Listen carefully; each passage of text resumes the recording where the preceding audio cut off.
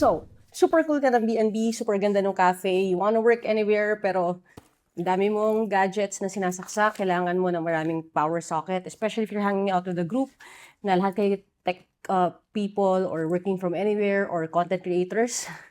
Laging problem, kulang ng plugs.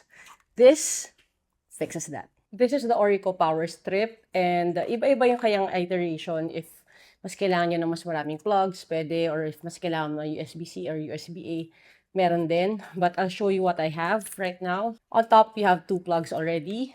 Ito yung kanyang cable. Sa gilid, meron ka pang isa at isa pa. So, 4 na chargers yung pwede mong gamitin. Meron din siyang side with 2 USB-As and 1 USB-C. Yung overall ng power output niya is 1250 watts. So, yes, you can use it for multiple purposes. Ako, nagamit ko na siya sa podcast shoot. Nag-set up kami ng booth. Ito rin yung main na ginamit namin na power strip. So, kayang-kaya niya yung anumang bigat.